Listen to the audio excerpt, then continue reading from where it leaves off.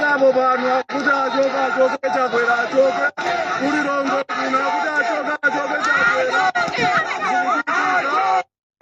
zikiti kama nova kuri chakwera joga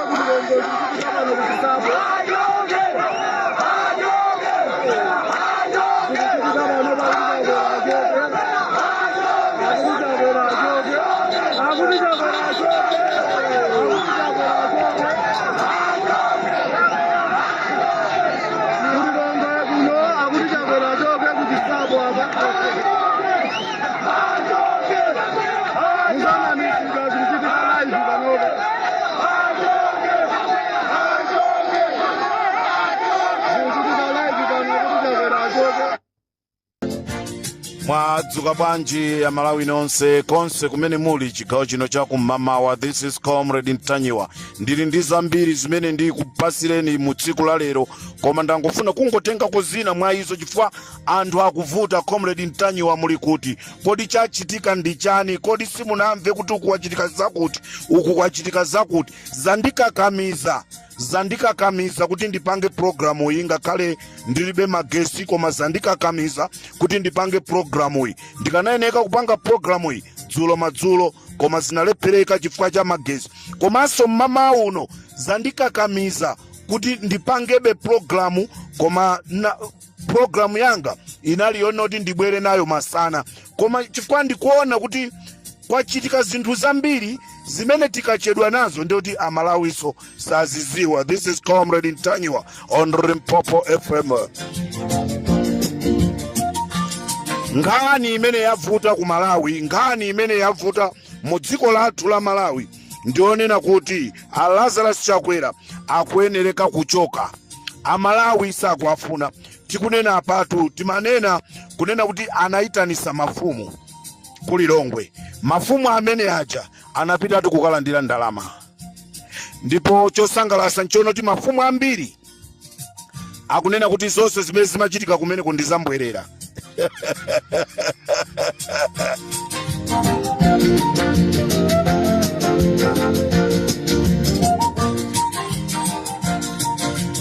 Angakhale dzulo madzulo kulojina kumangochi, mafumu onse anaitanisidwa kumeneko kukauzidwa kunena kuti azauza anthu awo kunena kuti avotere Lazarus Chakwera komanso akatolere ziphaso. Nde utenga ndionena kuti ziphaso zimene akufuna atolerezi, mfumu ya kumangochi imene izitanisa chiphaso ndikumabwera ndi 1000, 2000, 5000 ipaseni makofi. Ndi mfumu yofoira imene yoyo.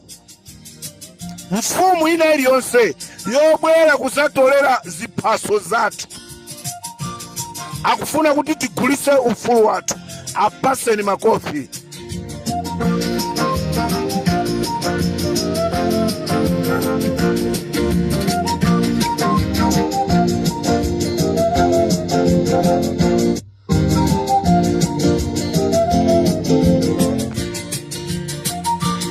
(0881 660331) ndikubwerezanso 0881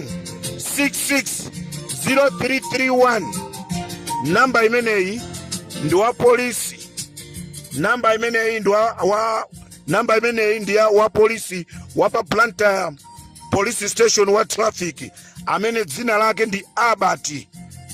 Ndili ndi utenga Abati kunena kuti anthu amene mukwazuza mukamayimisa magalimoto akangopezeka ndika chifukwa kakang'ono, inu basi kuthamanga kulanda galimoto ikasekeredwe ku station.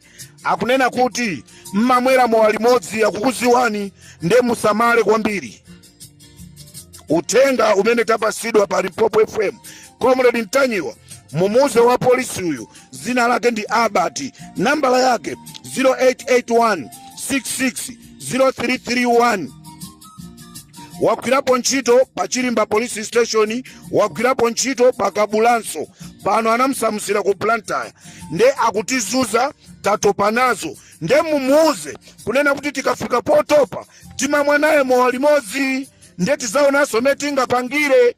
Abati utenga ndi umenewu wakusina khutu ndi nasi. This is Comrade Ntanyiwa pa Limpopo FM.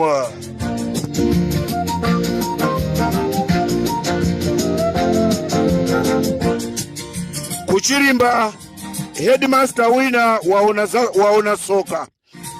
Kuchilimba pa Namitete Primary School headmaster wina wakhala akunyamula soya ndi kumakagulisa kwa Maburundi. Zana anakumana ndi apolisi atauza anyamata kuti akathawise matumba a soya 50. Ndikunena pano headmaster ameneyi ala pa suspendi. Mwatsoka popita ku nyumba poti aponde stepe wagwa wachola mwendo.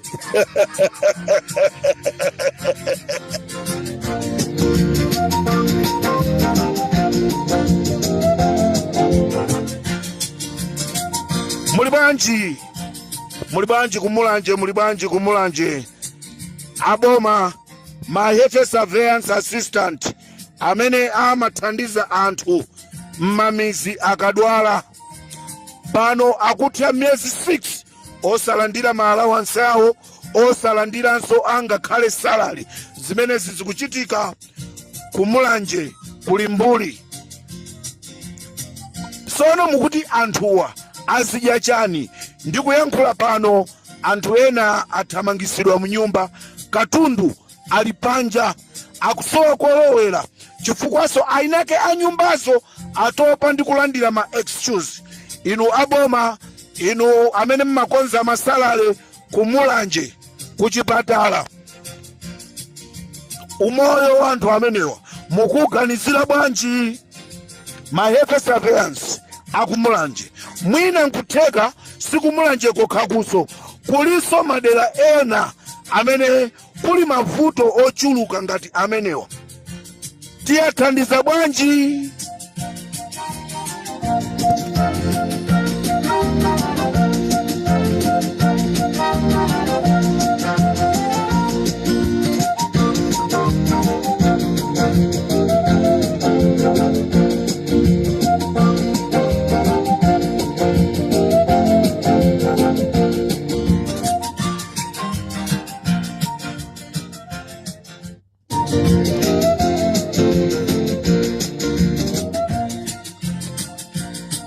Tinanena kunena kuti mafumu anapita ku State House. Ndipo mafumu amene anapita ku State House aliyese anampasa 50,000 kwacha. Zimene zapangisa mafumu kukwiya kunena kuti chikhala chodziwa sakanapitako, chikhala chodziwa sakanapitako, chifukwa chonena kuti 50,000 sikukwananso angakhale fetereza. Bora atumukana apasa ndrama yokwana fetereza. Nde mafumu amene andiimbira ine telefoni akuti akapita azikauza anthu kuti kavotereni Peter Mutharika, kavotereni Atupele Muluzi, kavotereni Chihana ndi zipani zina zotsutsa. Sakanenanso kuti kavotereni Chakwera. Wagwanayo Limpopo ndi Comrade Ntanyiwa chigawo cha kumamawa. Popeza ndina Malawi mvomereza mane na mrepo za Malawi ndipo Malawi ndo ogona tu watulo.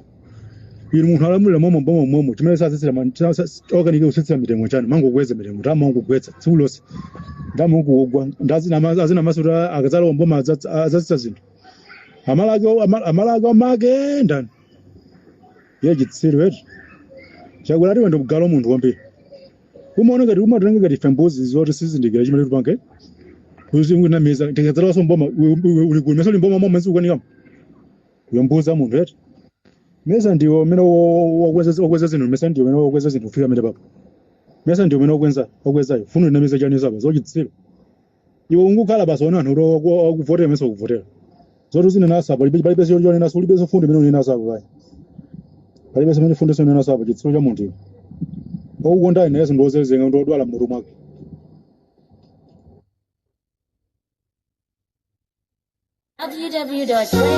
www.flamecdtower.com.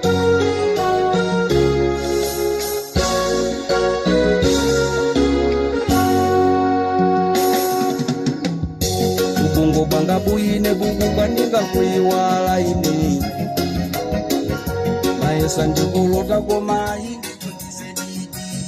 ndikatero Malawi chigawo cha kumwamba kuno ndisire pomwepa mkute umene ndakusirani kodi mwamva kunena kuti kwabadwa mwana wa Richard Chimwendo Banda ali kodi mesa wabadwa ndi wa president ayi wa president wabadwa komanso wabadwa mwana wa Richard Chimwendo Banda kumwanza.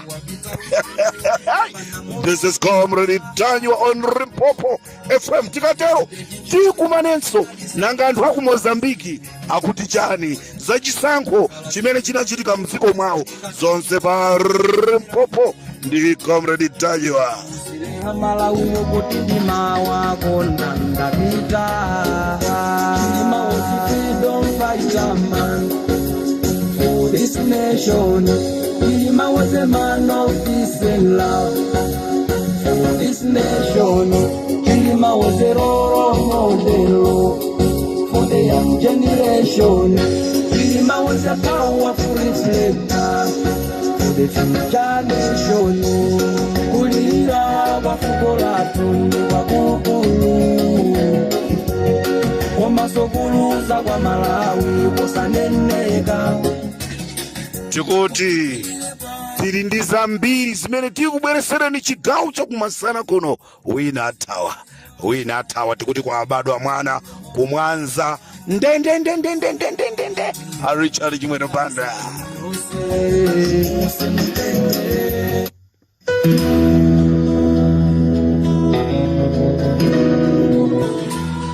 Tisiyana mwa mtundu umene nyimbo imene anaimba Wineko Manyenje.